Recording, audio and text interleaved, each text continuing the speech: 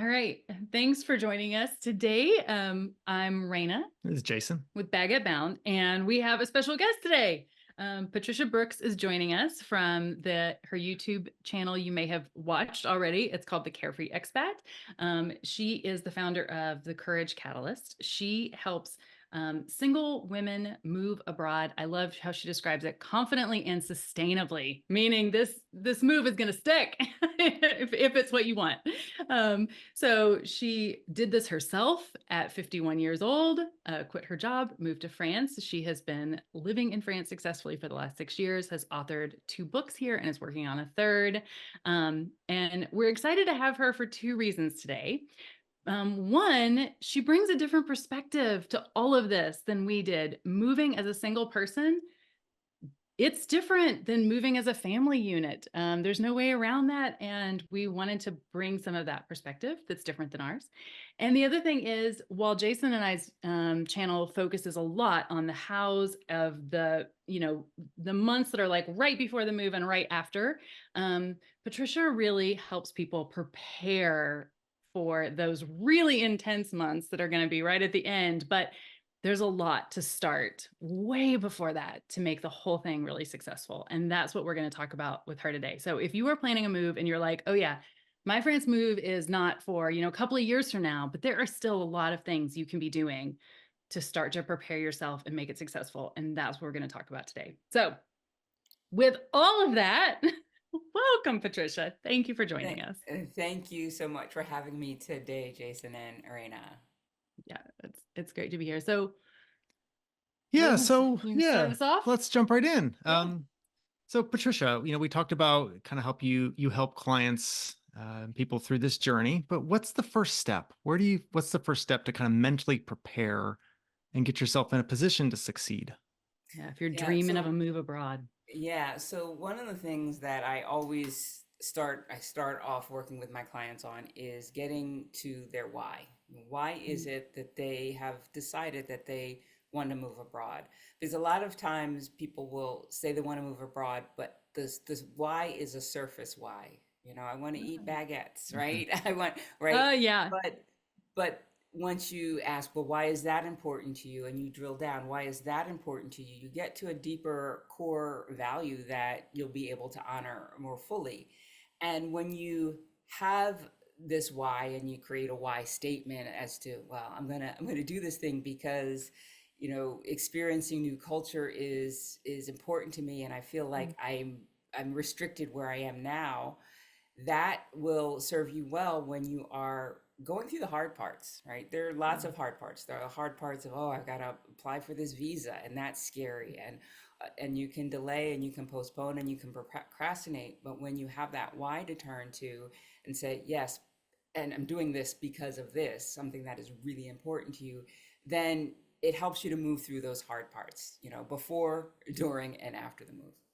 Yeah. I think living a life that is deeply tied to your values, your deepest personal values, Mhm. those kind of lives, even when they're hard, still feel fulfilling. And Yes. that is really the difference, I think, when you're Yeah, talking about absolutely. connecting to those deep things. Yeah, because when you're aware of those deeper values, you are when you're not aware and you're doing something that's out of alignment, you're not aware and it doesn't feel good. But when you are Mhm. aware, you can do those things that will make you feel good all of the time or most of the time, even when things are hard. You're like, okay, this is important to me. This principle is important to me. So even though I'm here and I'm dealing with this hard thing, I know that this is what I need to do, not that. And it just Yeah. it's a game changer. Yeah. It makes all the difference. And I'm putting you on the spot a little bit, but can you give us like a couple of examples? Because not all of us grow up thinking, oh gosh, what are my core values, right? I mean, those are Mhm. things that we're kind of like fish in water because Mhm. they're so a part of most of us. We don't Mhm. even necessarily realize it. Mhm. So you help people articulate those so then you can see them. But what are kind of examples of what, you've seen people realize is a core value that connects with why they want to move? Yeah, that's a good question. So I would say a lot of people that I speak to want to move abroad, want to move to France because of the lifestyle and the balanced lifestyle, right? Mhm. So that Yeah. could be a core value, having, having a life where I'm not working all the time, but maybe I work, but I'm not, that's not all I do. And I have time to enjoy myself and relax and not feel like I need to answer emails at midnight and all of those things that we can get caught up in a life where we are and not even realize that why we're so unhappy is because, well, I value balance and I don't have it. Yeah. Yeah. Yeah, definitely. So, I mean, what are some of those things? I mean, part of what we're talking here is like articulating these things that are really important to you and characteristics that you want to live out as part of your life. Mhm. So, what are qualities like that that you see in people who are successful in making what is a really big life change? I would say one of the biggest ones that needed wherever you move is the ability to be open and Mm. flexible and adaptable. Yeah. Because you will bump up against your ego and how things were done in your old country that made Mhm. sense or were more efficient or were more comfortable. Yeah. And when you're in a new country that is different, that doesn't have the same culture, even though you asked to be in a different culture, is really hard. And so if you're not open and flexible and adaptable, you're going to be that resistance is just going to be too much and you're going to be Yeah. frustrated all the time, and you're not going to enjoy your time in your new country and you Yeah. might not manage to stay because, well, being in resistance all of the time just is a stressful place to be. Yeah. Sometimes when we bump up against those things, we tell ourselves or we'll tell each other in those moments, this is what we came here for. Mhm. Meaning we came to experience this difference. If we Mhm. if we didn't, we could have stayed home and it would have been easier. So it's not always a panacea, but yeah, definitely reminding ourselves of being open to like, this is what we were curious about.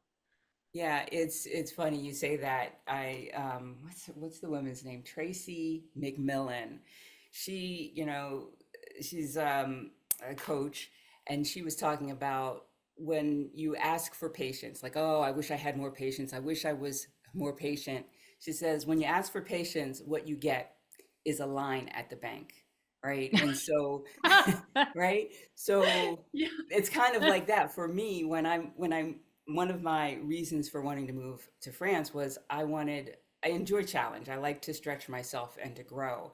And in the US, I could find challenges, but there were challenges that, I do and then, 2 months later, 3 months later, I was looking for the next thing and the next thing. And I thought, well, if I move to France, I think I'm going to be good for quite a while. So that was a Yeah. motivation for me. And then I got Yeah. here and things were hard but it's exactly what I asked for. Yeah. Yeah. It's and there's oh, sorry, go Oh, ahead. no, go ahead. Oh, there's moments I think it's hard to remember in that moment. Mhm, Um, mhm. but there's it's usually, at least for us, it passes. It's a moment. Because we just keep coming back to like that's part of our why is we Yeah. wanted to experience different ways of doing things, different ways of looking at things than we had grown up with. And so, Yeah, it's so important. Your first, we talked at the beginning about kind of exploring and developing that why and really feeling good about that why and being confident in it because you are going to need it. There's going to be times when you're going to have to fall back on that. Mhm, Um, whether it's a trip to the store or a form you had to fill out or having to make a decision while you're here, mhm. you're going to need to know it's good to be able to kind of lean back on that for support that this is why I'm doing this. And Yes, if you don't know what yes. that is, sometimes you're kind of spinning your wheels and it can Mhm. be very difficult sometimes. You're spinning your wheels. You're questioning yourself. Why am I here? Did I do the right thing? And that never feels good. So I really, one of my core values is the idea that life is, and it's phrased kind of oddly, but life is not meant to be a struggle, right? And so, and struggle is effort laced with negative emotion, right? So, yes, I'm here in France. Yes, things are challenging at times, and I'm going to have to put forth an effort to move through them. But if I choose to do that and have this idea or this feeling of resistance, that's struggle. If I recognize my why, if I look at, okay, this is why I came, then going through those things that are still hard and still might not feel the best will feel easier to go through, just Yeah. because you've chosen to not resist and to move through it in a more positive way.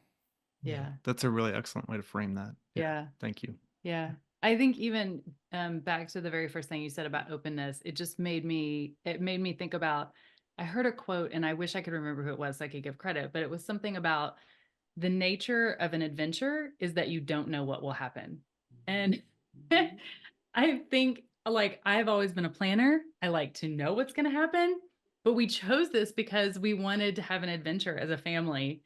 And being open to that, the whole point of this is that you won't know what's going to happen. And so, like, the joy of it is figuring out where that's going to lead and just being curious and open and interested.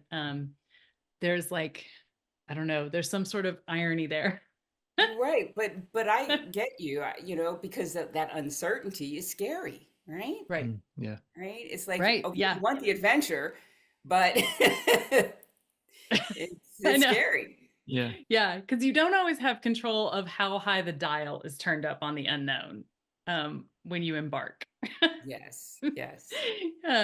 So, And but I think, oh, sorry, go ahead. no, I was going to say, and I think that one of the things that another characteristic that is helpful here is the belief that things work out, right? Yeah. I I'm 57 now. I have lived some life, and I've seen how, when I thought, oh, how is this going to work out? Oh my gosh, I'm not going to be able to graduate because I passed my economics comprehensive exam. I graduated, right? It was a Yeah. blip, but Yeah. that, and then other things that, oh, how am I going to get through this? Seeing, well, it always seems to work out. So I think Mhm. being able to get to a place where you recognize that, or you believe that, so Yeah. that as you're going through the harder times, you still have that positive feeling that, okay, this is leading someplace, and right now it doesn't feel good, but I'm going to get through this. Yeah. I like to think it's either shaping us into the person we're going to need to be next, Mhm. or maybe it's going to be better than we had originally planned. When we were Yes. first planning, we were splitting our trip. We thought we were going to homeschool Juliana so that we could travel in Europe more. Because remember, we thought we were going to be here for just a year. And so we had booked like a country house, in the village we were in first. And then the other half of the time we were going to be in the south of France, like a kilometer from the Mediterranean. We were so excited about Yeah. this. Mhm. And then, literally 2 months before we left, we realized there was a law going into effect that school year that basically makes it incredibly difficult to Goodness. homeschool in France legally. And Juliana would need to be enrolled in a local public school. It was the best solution at that moment. And so we realized we needed to choose one place. We weren't going to drop her into middle school in a foreign country, in a foreign language, and then make her switch schools in the middle of the year. Like, that was just too much. So we chose one, and it was the best thing that could have happened. She learned French faster. She made French friends who are like incredibly dear. And then fortunately, that plugged us into the local French community. Yeah. And so we made friends with her friends' parents. It changed the whole experience. And I just could have never anticipated that in our planning. So something that Yeah. turned out that was a bit of a stressor changed the whole trip for the Yeah. better. That moment in time where we realized we had to change our plans was not a good moment. I think that was No, very we difficult. lost $1,600 in a deposit. Yeah. I mean, it was Yeah. stressful, Yeah. Mhm. but it took us on the path that was different, but ended up being, Mhm. you never know about the path not taken, but I'm really happy for the one that we ended up on. So Right. And I think, as you say, oftentimes it will turn out better than you could have planned it. I was a project manager in the US. And so I think that's another reason why I think, oh, it always works out. But I would create this master plan, this, and we'd work on it and everything. This is what's going to happen. This is going to happen. Then this is going to happen. And it never, ever goes as according to plan, yeah, right? And adapt, you pivot, and things work out. And so that moving from learning that lesson in an environment where there's structure, a lot of structure, a lot of planning, like you, yeah, I getting to this place where I am okay with the uncertainty and have that faith that, oh yeah, things are going to work out, is a tremendous growth for me, because I've not always been here. And oh that's yeah, another characteristic too, right? yeah. Me too. I sympathize with that. I actually think I am now a less anxious person than I used to be because I've learned to let go of some of that Yeah, and yeah, trust, because you kind of have to, or you're just going to be up at night all the time when there's lots of unknowns. yeah, yeah. And it doesn't feel good, right? It And is doesn't that feel good. in alignment with your core values, not feeling good? Right. Exactly. Exactly. So the people that you're working with, I mean, what do you suggest and how do you engage with them on, part of this journey, this expedition that they're going on? There's a whole new culture. There might be a whole new language that they're coming up to, which can be fun. It can be a little intimidating maybe. But how do you work with people on that? Well, so one of the things that I recommend is that for people to, number one, visit their country, because there are some people out there who are thinking about moving abroad to a country they've never been to. And I think I've heard stories of that working out. I think about that for myself and I think, I don't know if that would be such a good idea. So that's Mm. one of the things that I recommend, is to go to the country, spend some time there, do a scouting trip, live in like an Airbnb type situation so that you can grocery shop and you can cook and you can kind of get a Yeah. sense of what it would be like to live here versus I'm living in a hotel and I'm eating at restaurants for Mm. the Yeah. whole Yeah. seven Day or to 10 day, days that I'm here. different than vacation. Right. So that's one thing that I recommend. But then the other thing is to learn. I didn't do this. I just like had this idea. Oh yeah, I think I want to live in France because I want to learn the language. It's so beautiful, and it'll give me some challenges. So I think I want to do this. But I Yeah. hadn't been a Francophile all my life. Like a lot of people, oh, since I was young, I've always known I wanted to live in France, and I followed this channel, and that wasn't me. It was like, okay, the language, Canada's too cold. Maybe I'll go to France. And so I Yeah. did. So I didn't really have a good appreciation for the culture. And I guess it was 2 years in, I read the book, The Bonjour Effect. I'm not sure Oh, if you're yep. Okay. familiar with that. Yeah. Read that one. Yep. And I read it and I was like, oh, now that makes sense. And that makes sense. It started to, because after 2 years, I've started to understand in my own way, but to have somebody say, outline that, oh, if you don't say bonjour before you ask for directions, they might, not tell you. They might say bonjour, Yeah. because that's the it's a cultural difference to greet somebody with a bonjour, right? So I recommend reading books on cultural differences like the Bonjour Effect, or the Culture Map is another good one. That's not just about French That one's cultural on my list. differences. Yeah. Yeah, it's a good one. It's very detailed, and it's got coming from a business setting, but it's good because you get a good understanding of that. And also, reading French news, um, Mhm. so that you get a sense of what's going on, Yeah. politically, but also, what's important to them. What are they protesting about today? You know, so that you get a sense of, oh, this is what this culture is like. Yeah. So, and that's not something I did either. And I think that I would have been so much better off had I done some of those things to not have to learn them and feel a little bit jarred, or when I came up against something that was seemed rude or Yeah. didn't feel right to me because I was, coming from a US perspective. Yeah. Yeah. Sorry, go Oh, ahead. I think the news is a really great example. Certainly we didn't do that either before we moved, but they really are serving up 30-minute chunks or an hour or longer. And now Mhm. with all the streaming services, it's so easy to acquire that no matter where you are in the world. And it is just a daily dose of what's going on in France. What are the people thinking? Mhm. And if you're listening to it in French, it can be even better. You can Yeah. just hear the language a million times, Mhm. before you come. And it's just a great, simple, quick insight into just what's happening in the French world. Yeah. Right, and I This, think it's a good comparison too. If you're used to watching the U.S. news and then you watch the French news, you might notice, oh, they talk a lot about the environment, right? Oh, Mhm. so mm, that's something that's a little bit different It from is. the Yeah. U.S. So. yeah. Yeah. Definitely.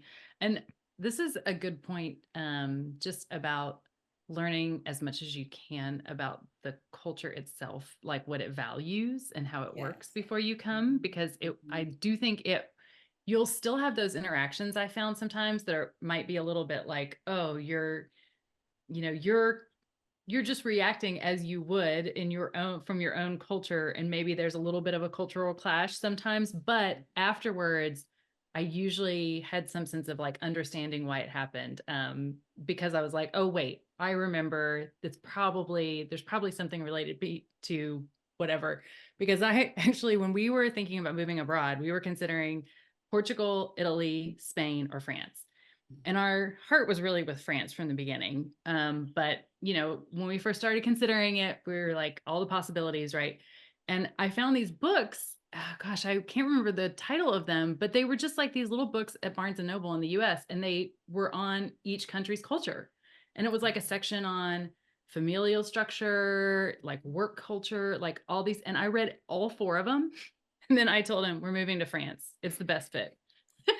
Because of that, like, there's some structures, and I would say anyone who's, if you're like, you may already know you want France, but that was so informative, and I kind of forgotten that I did that, Mhm. um before we came, because you start to realize, like, are the things that are important in general, right? Nothing is everyone, but in general, in the way society is set up and the expectations and the unwritten rules that you're going to run into, Mhm. do these feel like they align with what I want for my life? Um, Yes. Yeah. I, and yeah, because you're going back to core values, right? You're moving abroad for a certain reason. If the some core value, some important core value of yours is not being honored because of the culture or cultural difference, then yeah, that's a red flag. yeah, yeah. And I mean, even like what you mentioned, like saying bonjour, like Mhm. that is so core, those pleasantries, like saying hello and goodbye, Mhm. because it's like acknowledging that you're interacting with another person. There's like a sense of respect that I think French people approach interacting with another person with. And it starts with like signaling that I'm acknowledging you as another human and we're about to interact with each other. And I loved that. I thought, like, just it feels like such a wonderful acknowledge of the people who are living around you. Yeah, I think that's interesting. When you say that, I think about the doctor's office, the waiting room, and That happened to me today. I had to say bonjour to everybody in the waiting room right, when I walked in. right. But when you first go, right, and you're sitting there, Right. and people walk in and they say bonjour, it's kind of like, You're like, I don't know you. Yeah. Who are you talking to? Right. Yeah. Yeah, that's true. And there was three people, and every one of them said bonjour to me when I walked in. It's true. It really happens. Yeah. So, with when we were speaking before, you mentioned that you felt it's really important, when you land, to have a project. And we didn't get, what did you mean by that? I was really curious. This is so interesting to me. So when I moved to France, I moved here. I quit my job and I came here on a visitor visa, so I wasn't working. And for the year before, I my project was getting to France, right? Yeah. Yeah. It's Right? That was my all and so that consuming. all consuming, right? So I was like, I'm going to get to France. I got here, and it was great, right? I was like, oh, I did it. I can't believe I did it. Yeah. And then 2 weeks in, I was like, oh, I did Oh, it. Was this so smart for me to quit my job? I yeah. don't really know anybody here, and my French language skills aren't as good as I thought they were when I was just practicing on my own in the US, right? So Yeah. that kind of came in, and I had a lot of time to think because I wasn't going into a job. I Mm. didn't have my next project. I wasn't, I'd had this big project. I accomplished it, and then I had all of the time in the world to think about the big change in my life that I just Yeah. made. And there was like a tug of war for me to say, oh, did I do the right thing? Yes, you did. You know, this is what you needed to do. Your intuition was telling you need to be in France, and you didn't question it then. Now you're questioning it. And not having a project when I Mm. landed, created that vacuum for just the thoughts to run rampant. So Yeah. I guess in February, I moved in January of 2018. So in February, the thoughts, the tug of war was there. And I think I was interviewed on a podcast and I really enjoyed it. I thought, oh, I like this. Maybe I could be the person doing the interview, right? Mm. Of a guest. And so I thought, oh, okay, maybe that's my project. And so I figured out how do you create a podcast. I bought all the equipment. And by June, I had released my first series of podcast episodes. Oh, And that took time, right? And I wasn't yeah. thinking about, oh, what have you done? It gave me something to do. Now, if you're moving abroad and you've got a job, that might be the thing that occupies you. But for me, not coming with a job or for a job or with my own business even, Yeah. that was a vacuum. Yeah. I think this is something, and tell me if I'm wrong, but I think this is something that is maybe particularly hard if you're moving by yourself.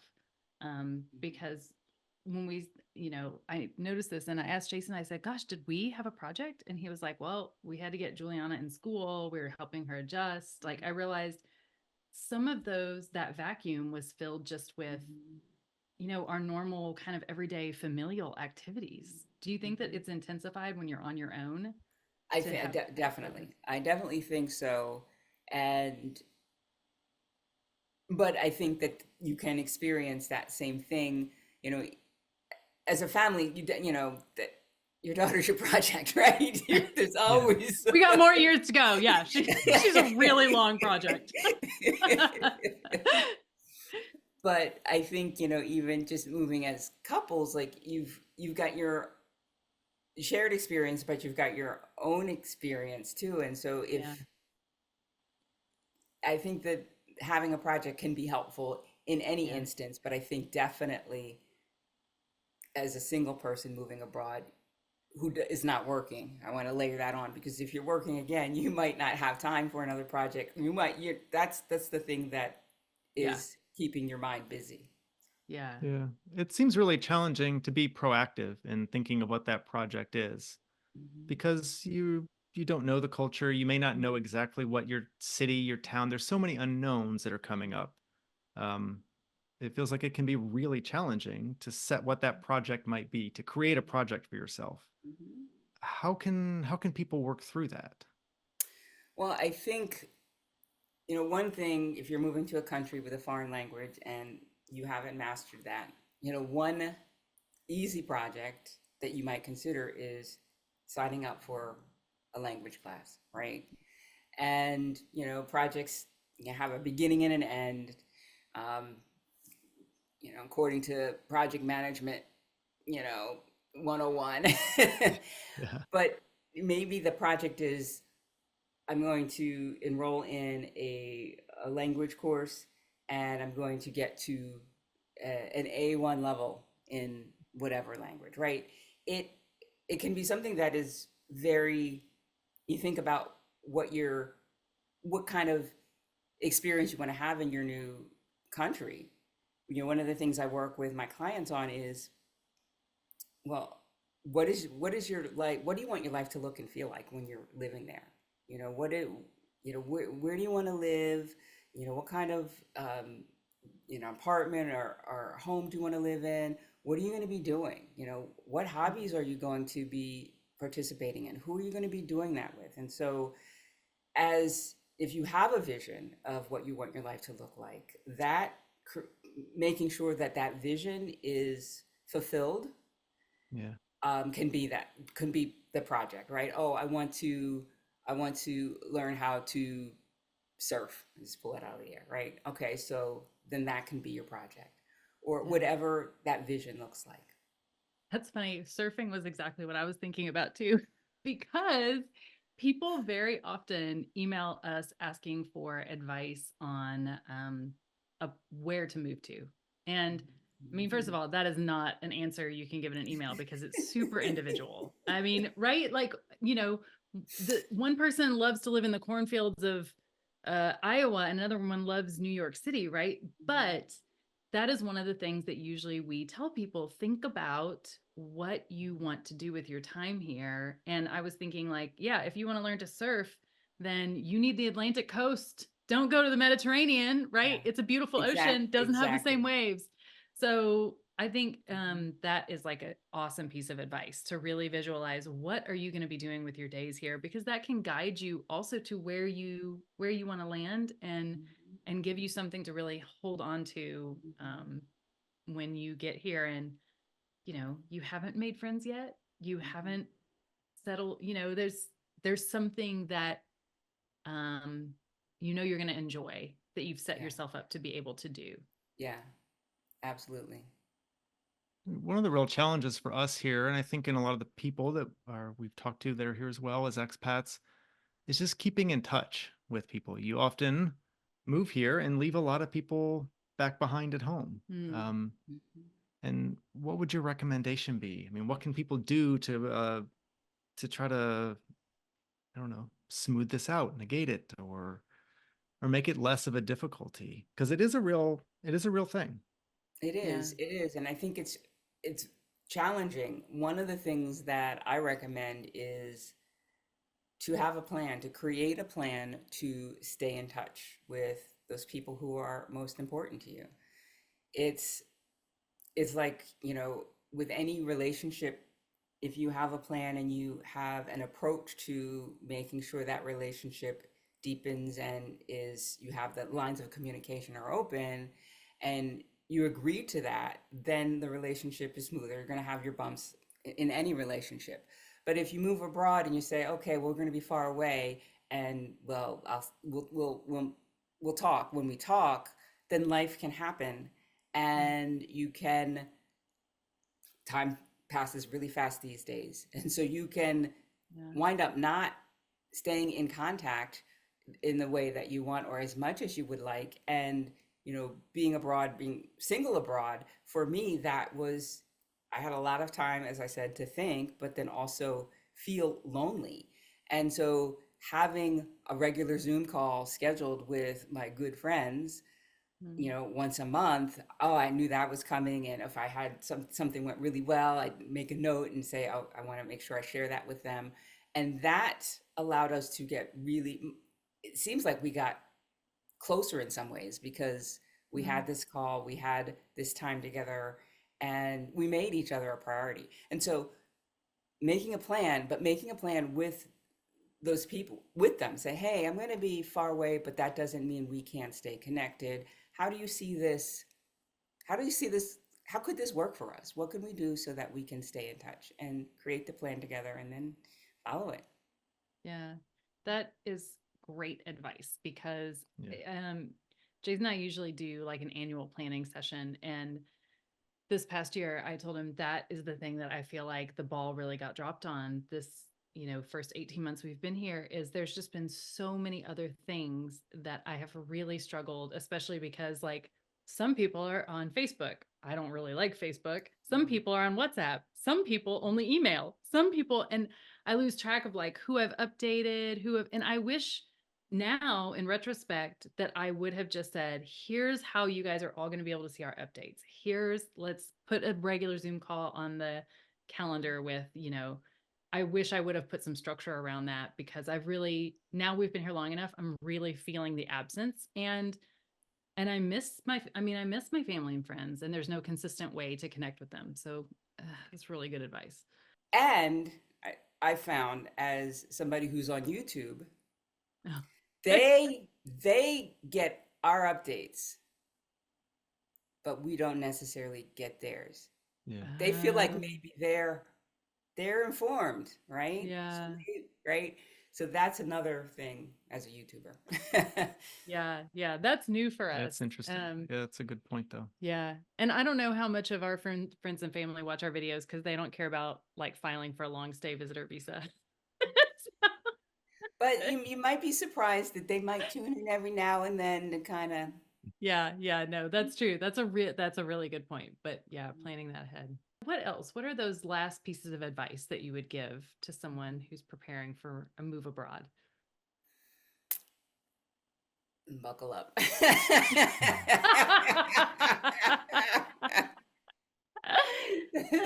No, seriously. One of the things that I didn't do this, but one of the members of my program did, when she moved to Germany, she brought her favorite scented candle and her favorite teas, things that were comforting to her, so that when she moved into her apartment, and it maybe was the apartment she wanted, but it wasn't home yet, she could light that candle and have that sense of, oh, this feels homey to me. Have that tea, sip that tea. And so bringing those elements with you, in your suitcase, not to ship later, but with you, so that once you are in that place, you can use those immediately. That was something that I thought was an interesting idea, and I can really see how that would kind of calm some things and say, okay, yeah, it's not all foreign to me, right? I know my candle, I know my tea. Yeah, that's really insightful, and I wish we'd worked with you before we came over. Yeah, right now for me, it's a little blue stoneware cooking pot that we left at home at first, but after we took a trip back, we brought it back with us. And it's just something we've had around for a long time, and we bake things in it and make things in it. And there's plenty of pots and stoneware available here in France, but seeing that blue one, there's just memories there, and it's special to see it. And I never would have thought that I had an attachment to that blue little piece of stoneware. But it's special, and it's easy, because every time I see it, it's a good thing. The irony is, I just realized it's La Creuset. So it's a French piece of stoneware that one of our good friends gifted us for maybe our wedding. It came home. It's I made it. Oh, that's funny. I know. Or packing a bottle of Cholula's hot sauce, because there's not a lot of spice in France, and I realized I missed that after we got here. But yeah, that's great, because even though you're coming here probably because you're enamored with the culture and want to experience it and all the excitement and adventure because there are so many unknowns and so much newness, having that tiny bit of familiarity, oh yeah, can go a long way. That's really insightful advice. So that's worth a little corner in your suitcase. Yes. Okay, well, where can people find you if they're interested in learning more about you or working with you? Where's the best place to go?